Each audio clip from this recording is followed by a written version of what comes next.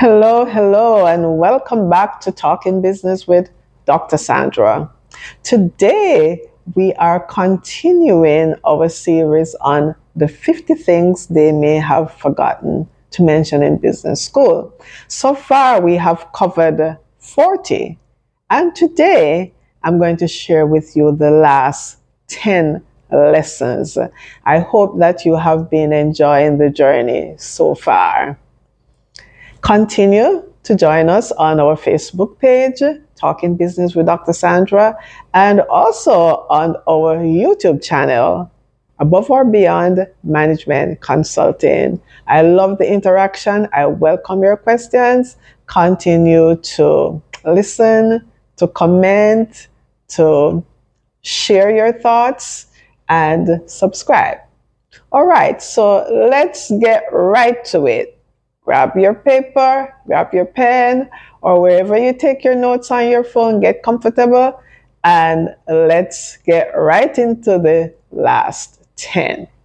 So number 41 is be solutions oriented. Be solutions oriented. Now, in business, you're going to have problems. That is just a part of the landscape. And as I prefer to call them, challenges. And you want to adopt a solutions oriented mindset, as a mindset that focuses on solutions more than they dwell on the problems. This kind of mindset, I think, is really crucial for handling the bounces and the bruises, the punches, and the ups and downs of business, especially in today's environment. I always say that, the same level of thinking that got us into the hot water that we're in is not the same level of thinking that's going to take us out.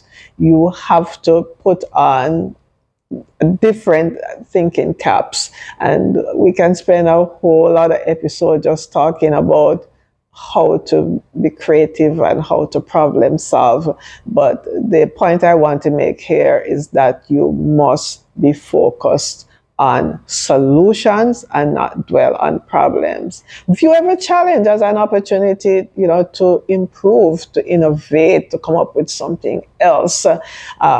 When Airbnb, and I think I had mentioned it in another episode, came upon some legal challenges as they rolled out their business, they really took a solutions-oriented approach to those problems, because when they faced these regulatory challenges, and it was in multiple cities that they had this problem, instead of putting their hand in the air and giving up, they actually sought creative solutions by working with government agencies and doing a lot of training and so on, and they actually turned these problems and obstacles into partnership opportunities. We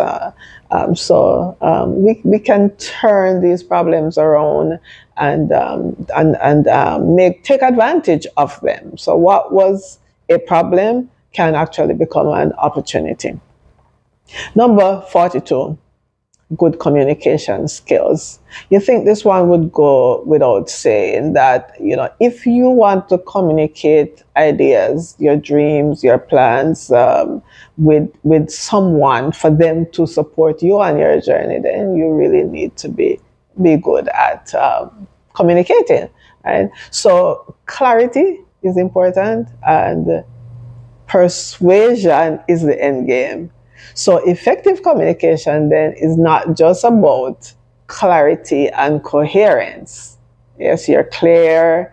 Yes, what you're saying is making sense, but it's also about, persuading and motivating that other person, whether it's your team members, whether it's investors, whether it's vendors, whether it's customers, whoever the stakeholder may be. You want to be able to persuade and motivate them to take action in support of what it is that you want. So good communication actually involves listening. listening, not listening for your opportunity to speak, but listening to be able to understand and to respond appropriately.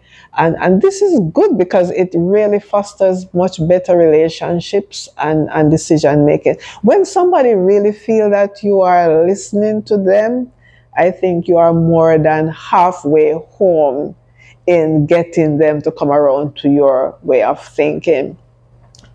So good communication skills are key. And I mentioned Elon Musk again. I like to use him as an example because he's just somebody who is well known. Whether you love him or hate him, the fact that he is able to clearly communicate his visionary goals for his projects, whether it's Tesla or SpaceX or X from Twitter. He has been able to attract investment, public support, public criticism, and it really doesn't matter if you like him or not. The fact is that he is great at communicating his ideas, and he's great at communicating his goals. And every business leader, every entrepreneur, aspiring entrepreneur, you really have to work on honing your communication skills, because good communication skills are really, really, really important. And number 43, share the vision. Share the vision. The good book says that without a vision, the people perish. Right? Marcus Garvey also said, without a vision, we're lost in this race of life. And a vision is your guide. It's that lighthouse. It's where we're headed. Is our desired future, and the team must be immersed in your vision. Now, how are they going to be immersed in the vision if they don't understand it, and if you haven't shared it with them? So ensure that every team member fully understands and is fully aligned with the company's long-term goals to foster this collaboration that we need and to have this motivated workforce. Because sharing your vision actually helps to create that culture where team members feel that they belong, right? There's a sense of belonging. And this actually overall encourages team members to contribute. They actually feel and want to contribute more in a more meaningful way when they feel that sense of belonging, because you have communicated the vision and you have communicated the dream. Starbucks did a good job of it when they immersed all the team members into the company's original vision of Starbucks when Starbucks started. And this was really great because Howard Schultz was really good at getting people, especially those who were part of the team before, to reconnect with the past. And this was really crucial for their turnaround. Number 44, value relationships. Everything is about relationships. We have to go beyond transactions. Treat your business relationships as partnerships. Treat persons as partners, whether they're in the organization or external to the organization. Do not treat your relationships as short-term transactions. And sometimes we feel it, you wonder, what is this person trying to get from me?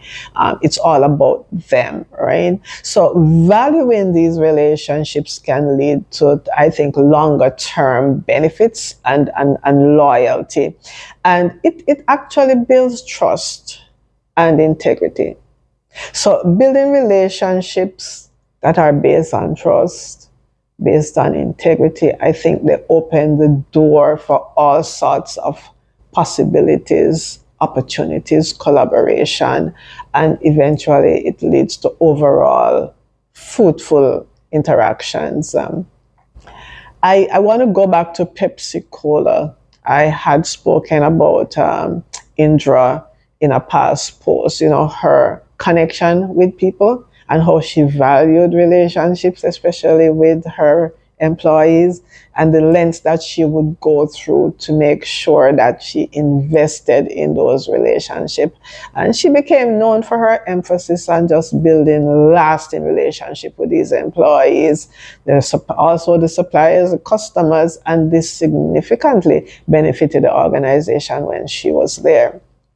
Number 45, be creative. Use your right brain a little bit more.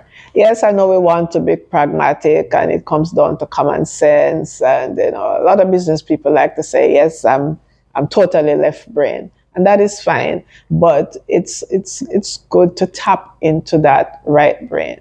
Encourage creativity in your organization, encourage persons, and also follow that lead yourself to find unique solutions and to problems that will set your business apart from the competition. Because if you're not being creative, you're really just doing what I call a me too thing, right?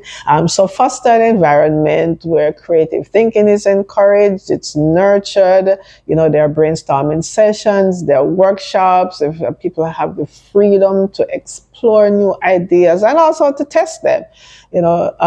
Google has a 20% project where they allow employees to spend 20% up to 20% of their time pursuing creative side projects, and some of these actually have led to successful products like that Google have actually launched, like Gmail came out of the 20% projects and Google News, and so the last thing you want to do is to punish your people for being creative and taking risks, right? Because when they are creative and it works out, everybody is happy and we give them accolades and we applaud them. However, if they're creative and it doesn't work, sometimes we rush to punish.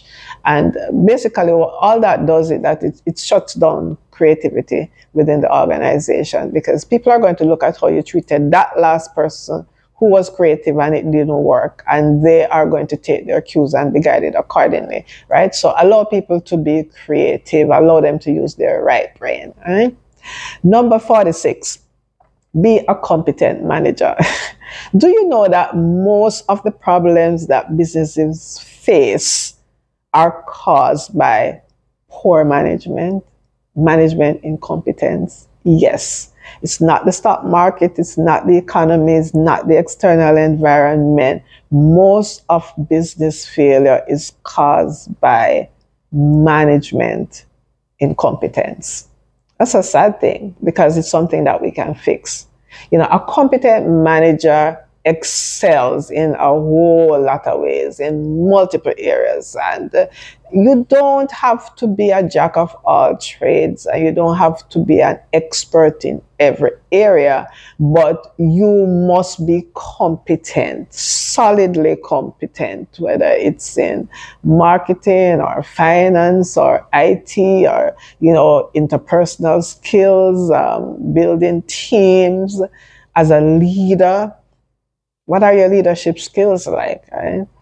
Continuous learning and adapting to new management trends and techniques, I think, is crucial to successful leadership and will ensure that we continue to grow, we continue to become better versions of ourselves and become more competent. I mean, nobody wants to be dealing with leaders and managers who are incompetent. It is amazing how many employees will tell you that they have had to work with leaders, managers who were not at the top of their game, and it made everything harder. Incompetence, I think, my personal opinion, that it's one thing to have persons in the organization at a lower level who are incompetent, but I think incompetence at the management level is probably actually worse. My mind goes back to an example that I like to use at Microsoft when Satya did his leadership transformation and emphasized empathy and continuous learning, which basically turned Microsoft around. This organization was known for being, a know-it-all and not being empathetic and not really growing in the specific space that we're talking about, competence in management. And when we talk about competence in management, remember that we're not only talking about what are considered to be hard skills, but we're also talking about the soft skills, which to my mind are really essential skills, essential business skills. They're actually nothing soft about them. So I think we need to probably rewrite that script, right? So he was very instrumental in turning the company around by bringing the company's focus on, looking at building a culture of innovation, where competence, was valued, and not just on the technical side, but on what I call now the essential skills. Now, number 47, trust your gut. We're talking about intuition here, right? Trust your gut. What really is your gut? Your gut, is that sixth sense, the instincts that you have that were molded based on years of experience. Sometimes and you don't know how you know, because you have seen it, at a subconscious level. That information has been processed and the answer has come to you quickly because you have been there before. So experience has taught you. So when we actually say a gut feeling, it's also figuratively and literally, like you actually have a feeling in your stomach that this doesn't feel right. Or you have a feeling that, yeah, this is a great thing. I think we're going to go after it. So while it is crucial and important to do your research, check the data, sometimes you really need to listen to your instinct.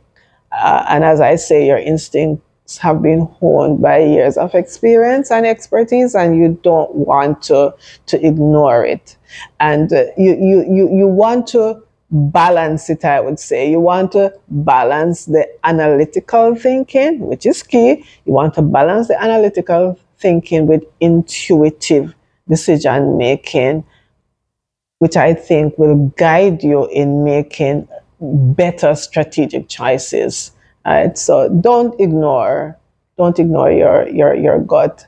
Steve Jobs at Apple, he was very well known for going with his instincts, going against market research, of course, to the utter, dismay of the persons who were taking instructions from him.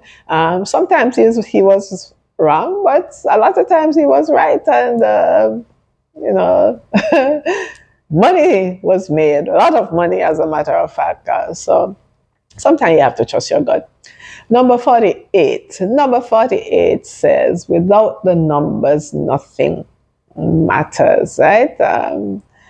We are in this thing called business for a reason, right? There are organizations that are focusing on charity and so on, and that's fine. And even if you're focusing on charity, you still have to pay attention to the numbers because you have to be able to cover your costs, right? So when we're talking about paying attention to the numbers or nothing else matters, what we're saying is that you really have to regularly and be disciplined about it, review and understand your financial metrics and projections, and you want to ensure that the business is staying on track. And if it's not on track, then what are you going to do about it? If you're not on track, you're going to have some problems because you can't attract investors, you can't get loans, there are a lot of things that you need that you're going to have a challenge accessing if the business is off track when it comes to the financial health of the organization. And when we talk about strategic decision making as well, you really have to use these financial projections to make informed strategic decisions.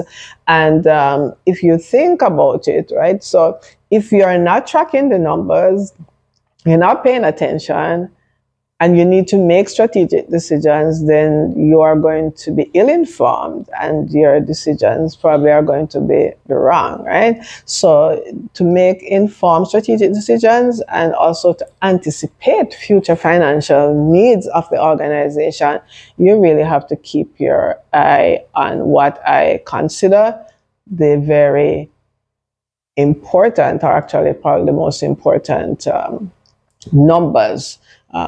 Jeff Bezos emphasizes the role of stringent financial controls and a future-oriented financial planning approach in Amazon's growth strategy. And I dare say maybe that's why they are so successful. You can't be in the dark. You can't have your head in the sand. You can't wing it. You have to pay attention to the numbers. And number 49, have a strategy to unlock value from your business. You don't want to work forever. Yes. So a lot of persons are in business and there is no strategy to exit the business. There is no strategy to unlock value from the business, and it's just going from day to day, and you end up at 90 or 95 and you're still struggling to work behind your desk. Probably yes, you're making some money, but it's business as usual. And I want to say that that's not the approach. As a matter of fact, from day one, when you start the business plan, I want you to be thinking about what that exit strategy is. And a part of that should be, how am I going to unlock value from my organization? Because a lot of business owners are rich on paper, but they're very cash poor. So they would be hard pressed to find dollars to do a particular activity, whether for themselves or for the business, although the business may be quite valuable. So whether it's selling the business or passing it on to a successor or the next generation or going public, I think having a clear strategy can really maximize the value for when you decide to step back. And if you start from the very beginning, knowing for which harbor you are headed, then you can catch the right wind.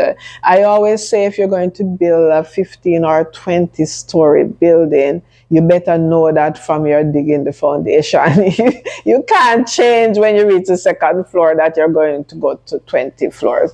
Yes, you could, but you're going to really have to do a lot of things over, probably start again from scratch, right? So you want to focus from the beginning on building a business that generates value independently of you and independently of your day-to-day involvement. Because if the business can't function without you, then it's going to be very hard for someone else to see it as valuable to purchase it or to buy stocks in it, right? So focus on building a business that can generate value outside of you, right? I always say that your business, like your money, should be working for you, whether you are working or sleeping or on the beach, right? It should be working for you.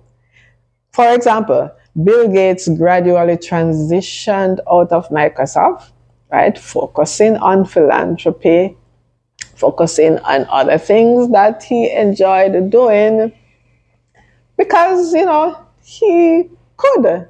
he wanted to, and he could, because he had put things in place that ensured that the company continued to thrive under new leadership. And this is something that you want to think about as a business owner, business leader, aspiring entrepreneur. What am I doing today? How am I leading my organization today so that in the future I will be able to unlock that value? Whether you want to sell, whether you want to go public, whatever your exit strategy is, make sure that you are building an organization that can give you those outcomes. And guess what? We are now down to number 50. Number 50. And this is a very delicate one. And I know persons will come out on different sides of the argument where this one is concerned. But number 50 is the delicate matter of sleeping with the boss and, in general, office romance. Right? So, as the leader, the owner, or if you're part of the executive team, there are some different sets of rules compared to persons who are not at that level. So, let's look at what this means for you as an individual and also for the business. So first, let's look at policy and ethics. Right? And I'm not here now talking about what's right and what's wrong. I'm not here to judge anyone, right? But we're talking about impact on the business and also the optics, right? And what you want to do is that you want to ensure that you address the complexities of office romance by having clearly written and clearly defined policies that ensure fairness and prevent conflicts of interest or prevent the company from getting into legal hot water. Because when these relationships go south, go wrong, as they generally do, most office romance do not end in long-term relationships. The research bears that out. They tend to be short-term in nature. And yes, I know, yes, you're saying, yes, I know this person, I know that person who found their wife or their husband at work. Yes, that is so, that happens. But I'm saying the research is showing that generally speaking, office romances tend to be quite short-lived.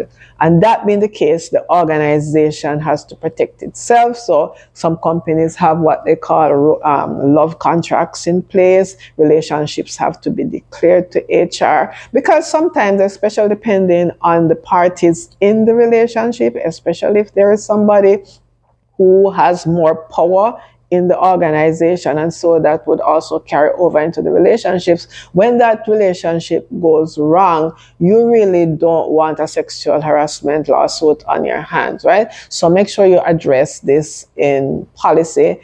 You want to be transparent and make sure that everything is above board, right? So in order to maintain professionalism in the workplace, you want to ensure that, these relationships are managed and managed with discretion and integrity. So different organizations have their own policies, and you have, like from the east to the west, like in some organization, absolutely no philandering, absolutely, no romantic relationships between employees, no matter what level.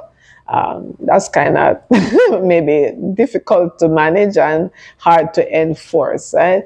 And then on the other side, you have organizations that are a lot more liberal about that, but wherever you fall on that spectrum, you want to ensure that the organization is protected. And if you yourself, you are involved in a relationship, a romantic relationship with someone in the organization, and especially if you are a leader in the organization, then you are going to be under a lot more scrutiny. And there's a saying that, you know, probably you should not dip your pen in the company ink. It's a long time saying that I've always heard.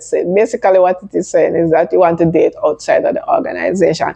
Now, we're not talking about organizations where, you know, they are relationships in terms of ownership, maybe a wife and husband owns a business, started a business together. We're not talking about relationships that are recognized.